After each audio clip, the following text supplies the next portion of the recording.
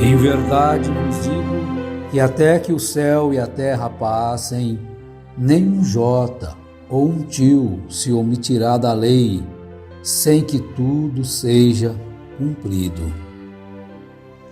Bem, que Deus nos dê mais um dia abençoado, que Deus nos fortaleça e nos guie em mais este dia.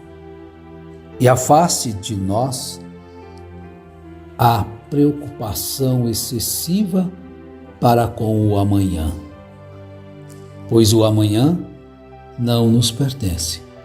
Mas se nós colocarmos Deus em primeiro lugar, conforme a instrução do Mestre dos Mestres, a qual Ele deixa para nós em Mateus capítulo 6, verso 25 a seguir: não andeis ociosos. Por isso vos digo, não andeis ansiosos pela vossa vida, quanto ao que haveis de comer ou beber, nem pelo vosso corpo, quanto ao que haveis de vestir. Não é a vida mais do que o alimento e o corpo mais do que o vestuário? Então vejam bem que ele deu uma instrução. Receber instrução de quem sabe instruir é uma bênção. E praticar aquelas instruções é uma bem-aventurança. Instruções da verdade. Então vamos aos versos 32, 33 do capítulo 6 de Mateus. Mas buscai primeiro o seu reino e a sua justiça, e todas estas coisas vos serão acrescentadas. Que coisas? Roupas, alimentos, saúde, bem-estar, paz, segurança eterna. Portanto, não andeis ansiosos quanto ao que haveis de comer, de beber, de vestir. Se nós colocarmos isto em prática, antes de sair para o trabalho, pegar a colher para assentar um tijolo, uma enxada para fazer a massa, ou carpir, como diz aí no sul, aqui a gente diz capinar. O Brasil é grande, né? Então tem muitas diferenças assim nas linguagens, mas é a mesma coisa. Busquem primeiro o reino de Deus e a sua justiça. Portanto, não andeis ansiosos pelo dia de amanhã, pois o amanhã se preocupará consigo mesmo, basta cada dia o seu próprio mal.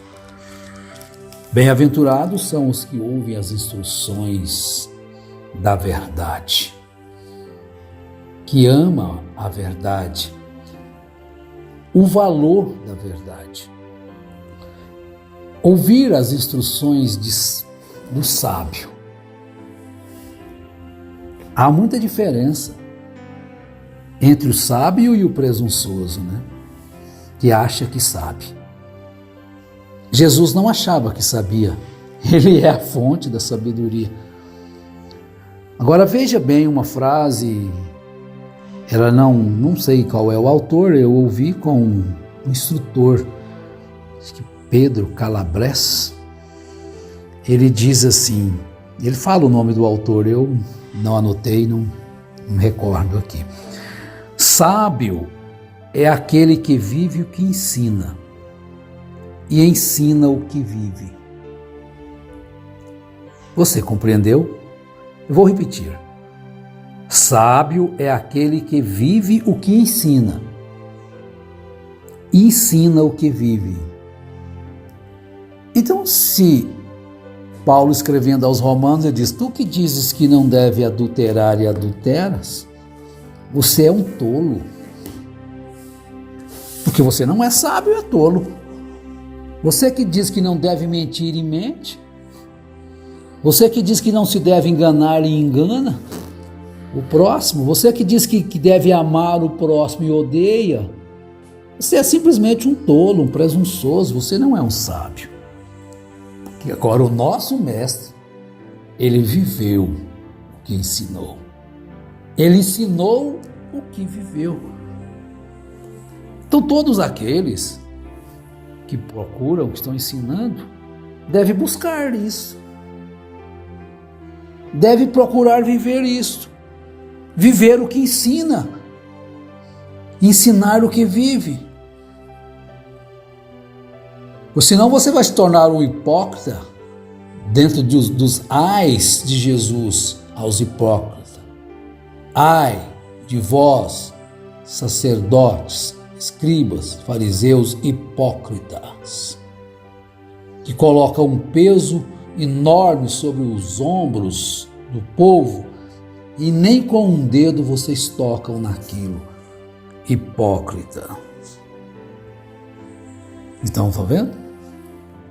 Mas nós temos um mestre sobre excelência. E ele deixou-nos todas as instruções escritas através dos escritores do Novo Testamento e do Velho também. Porque se você quiser achar que só o Novo Testamento tem validade, tem muitas coisas que através do sacrifício de Jesus deixou de existir, sim. Mas a maior parte delas foram magnificadas. Magnificadas. Que diz a lei? Amarás o teu amigo, odiarás o teu inimigo. Eu, porém, vos digo: amai os vossos inimigos. Ó, amai, bendizei os que vos maldizem. No livro de Rui Barbosa, Oração aos Moços, ele toma esta escritura e diz ao Senhor: tu jogaste sobre nós um fardo. Se pelo menos dissesse assim, respeite os vossos inimigos, seria mais fácil, né?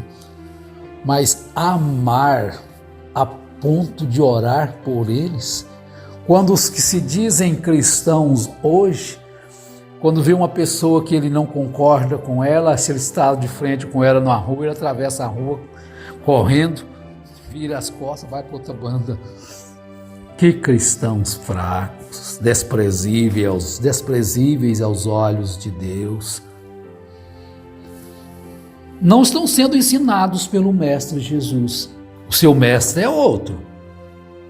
Se a sua vida não condiz com as Escrituras conforme elas são, o seu mestre não é o Senhor Jesus, não é o Espírito Santo.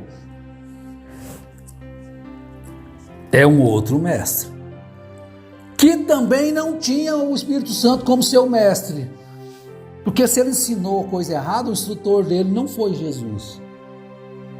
Se ele acrescenta alguma coisa na palavra, o instrutor dele não é a fonte da vida.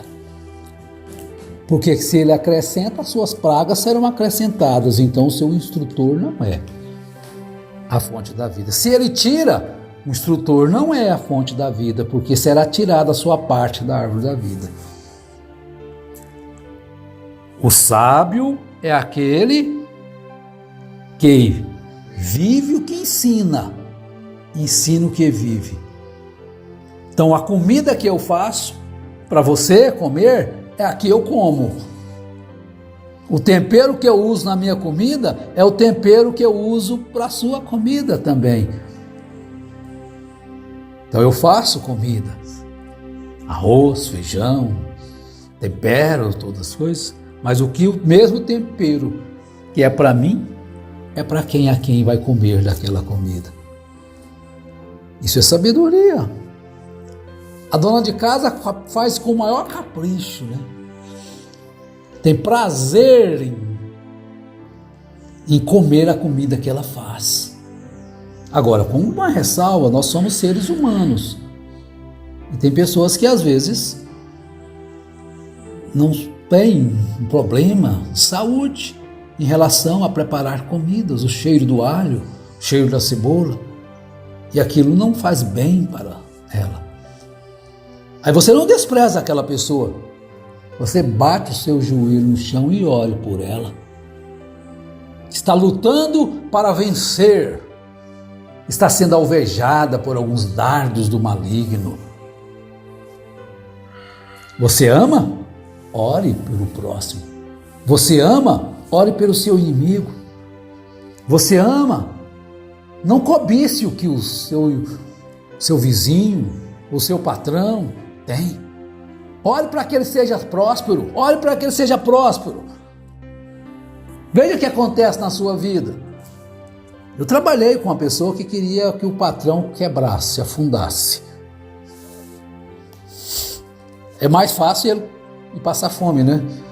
Mas se ele orar pelo patrão crescer, prosperar, quem sabe, hein? A prosperidade do patrão chega para você. É assim que a Bíblia ensina. Que morra, não é que morra, não, que sare.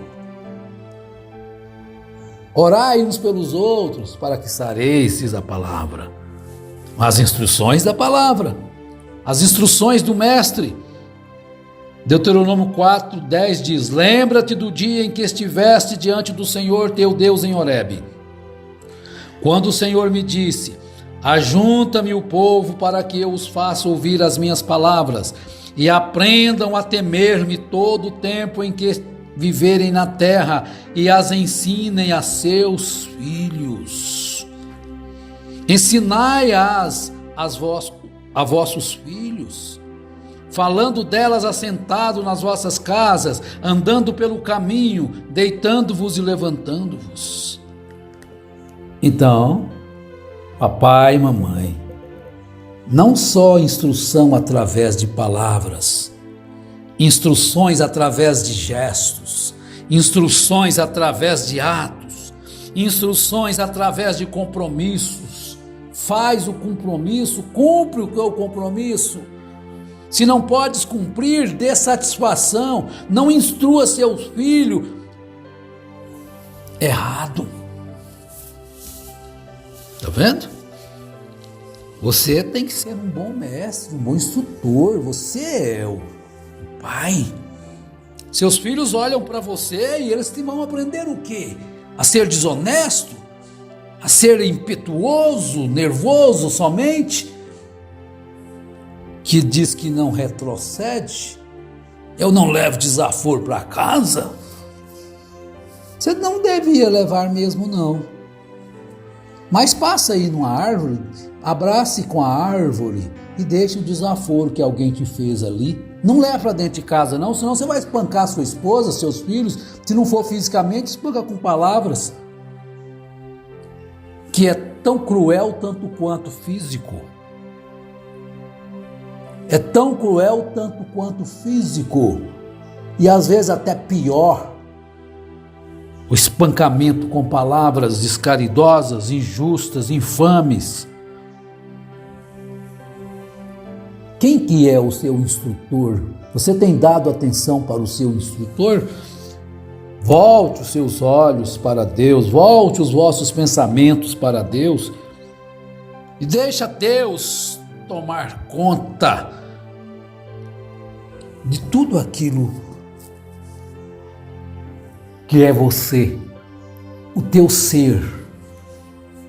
Que ele tomar conta do teu ser, ele estará tomando conta da unha do dedão do pé até o fio de cabelo. Olha, ele é o verdadeiro instrutor. E aonde estão as instruções dele?